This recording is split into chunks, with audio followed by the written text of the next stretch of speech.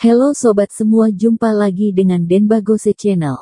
Bagaimana kabar sobat semua? Sebelum kita mulai cerita ini, ayo silakan subscribe, like, komen, share dan nyalakan loncengnya untuk mendapatkan notifikasi terbaru ketika Mimin upload videonya. Dr. Stranger, bab 228 cepat pergi. Kinari Liu dan orang lainnya melewati sampingnya. Angelin Wang menundukkan kepala. Wajahnya merona, tidak berani berkata apapun. Saat Kinari Liu melewati hadapan Thomas Qin, tiba-tiba sepedanya tidak bisa bergerak lagi. Kinari Liu terkejut dan menolehkan kepala, menyadari Thomas Qin sedang menarik sepedanya. "Apa yang kamu lakukan?" Thomas Qin berkata dingin, "Apakah orang tua di keluargamu tidak mengajarimu sopan santun?" Kinari Liu sedikit panik. Karena bagaimanapun Thomas Qin adalah pria, kekuatan Thomas Qin jauh lebih kuat darinya. "Apa maksudmu? Aku tidak sopan." Thomas Qin berdiri, "Kamu membuat pangsitnya tumpah, tidak minta maaf." Kinari Liu tidak berani bertatapan dengan Thomas Qin dan berkata, "Aku juga bukan sengaja." Ditambah lagi, memangnya kenapa kena pangsit? Bajunya itu juga sudah usang dan kuno. Thomas Qin tersenyum dingin, "Baik, kalau begitu, aku juga biarkan kamu merasakan rasanya." Setelah selesai berkata, Thomas Qin mengangkat semangkuk pangsit dan langsung menumpahkannya ke atas kepala Kinari Liu. Sup pangsit yang panas, jatuh menyusuri rambutnya sampai ke leher. Kinari Liu menjerit karena kepanasan. Seketika dia terjatuh ke atas lantai. Rambut dan bajunya semuanya dipenuhi sup pangsit yang lengket. Sangat menjijikkan. "Kamu berani mengerjaiku. Kamu tahu siapa aku tidak? Percaya atau tidak, aku bisa menghancurkanmu hanya dalam waktu beberapa menit saja." Thomas Qin tersenyum dingin, "Cepat pergi, jangan mengotori mataku." Beberapa gadis kecil, Thomas Qin juga malas meladeni mereka. Kinari Liu berdiri dengan tampang berantakan, mengendarai sepeda, dan segera pergi dari sana. Sebelum dia pergi, dia memelototi Angelin Wang dengan kejam. Setelah orang-orang itu pergi, Angelin Wang mengeluarkan sapu tangan dari kantongnya, dan mengelap kepalanya. Wajahnya terlihat sedih dan matanya berkaca-kaca. "Bajumu kotor, aku belikan yang baru saja padamu." Angelin Wang segera berkata, tidak usah. Aku pulang dan cuci saja. Tidak boleh membuatmu membuang uang sia-sia." Angelin Wang sepertinya sangat berprinsip. Meskipun miskin, tapi mempunyai tekad yang kuat. Thomas Qin berkata, "Begini saja. Aku belikan baju untukmu juga bukan secara gratis. Nanti ketika kamu melakukan siaran langsung, bantu aku promosi rumah sakitku saja." Angelin Wang tersentak, "Kamu dokter?" "Iya. Rumah sakit kami namanya Pusat Medis Suan. Apakah kamu bersedia membantu?" Angelin Wang tersentak, "Pusat Medis Suan? Bukankah itu siaran langsung yang kemarin terkenal itu?" Tidak disangka Thomas Qin ternyata adalah dokter di Pusat Medis Suan. Baiklah. Angelin Wang baru terpaksa setuju. Setelah meninggalkan kedai pangsit, Thomas Qin membawa Angelin Wang datang ke sembarang mall. Karena bagaimanapun baju Angelin Wang masih basah. Pasti rasanya sangat tidak nyaman, jadi membeli beberapa baju saja sudah cukup. Selain itu skala mall ini tidak termasuk buruk, levelnya masih termasuk oke. Angelin Wang melihat bangunan besar dan tinggi di hadapannya dan merasa sedikit ketakutan. "Kak Thomas, apakah di sini terlalu mahal? Baju aku biasanya, satunya hanya belasan yuan saja. Di sini terlalu mewah." Thomas Qin berkata, "Tidak apa-apa. Aku kenal dengan bos di sini, dia akan memberi diskon padaku." Thomas Qin menengadahkan kepala untuk melihat, ini adalah mall keluarga Meng, industri perusahaan besar Meng. Yang dia katakan adalah kebenarannya. Angelin Wang menjawab, "Oh, hanya bisa menganggukkan kepala." Tapi setelah masuk ke dalam, dia tetap merasa sedikit tidak tenang.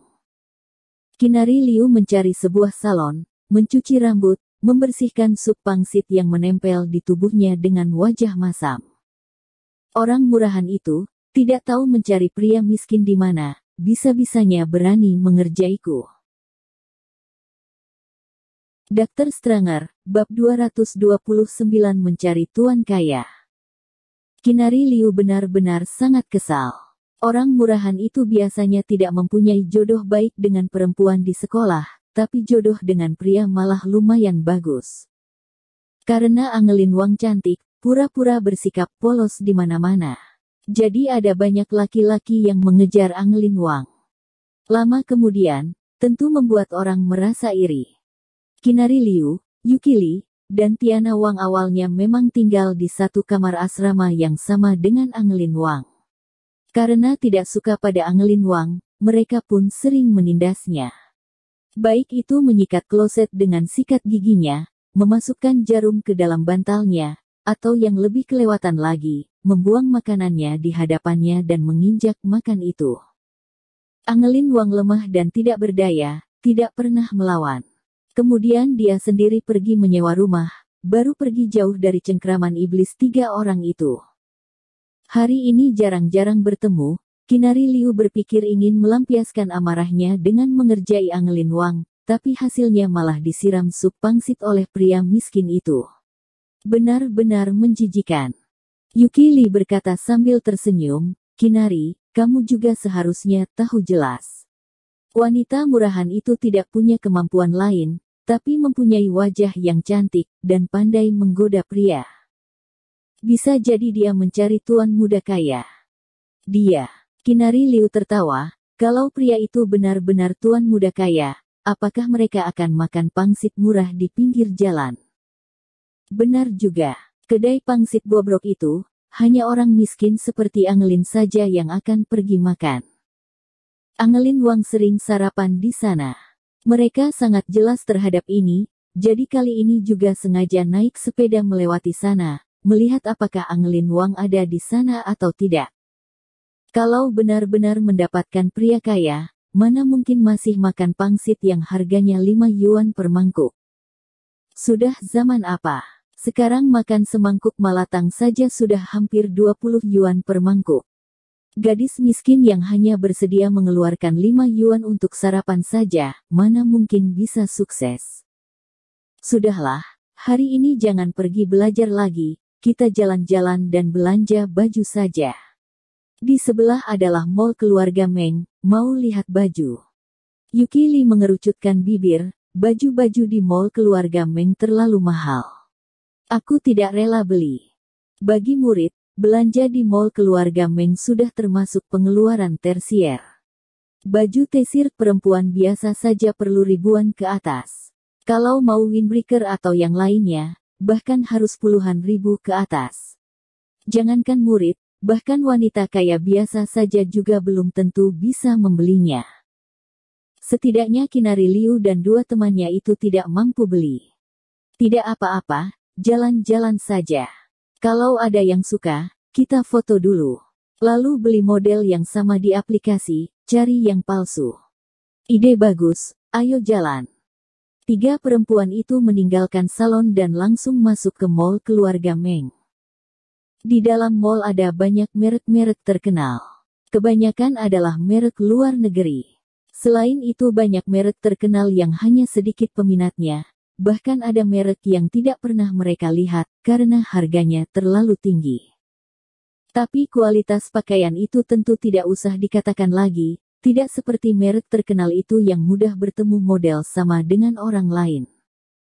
Kinari Liu dan yang lainnya berjalan keluar toko, melihat manekin yang mengenakan windbreaker, seketika mata mereka menyala. Wah, baju ini cantik sekali. Iya. Ini adalah model terbaru tahun ini bukan? Lihat kancing ini saja begitu cantik. Gila, lihat harganya. 30.000 lebih. Baju dengan harga 30.000, seketika membuat orang kehabisan kata-kata. Keluarga macam apa yang mampu membeli satu baju dengan harga 30.000?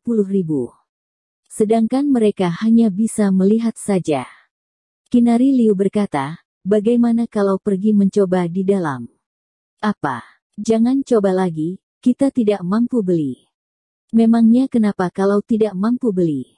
Mencoba saja, kan tidak bayar. Yuk. Kinari Liu menarik dua perempuan itu dan memaksa ingin mencoba.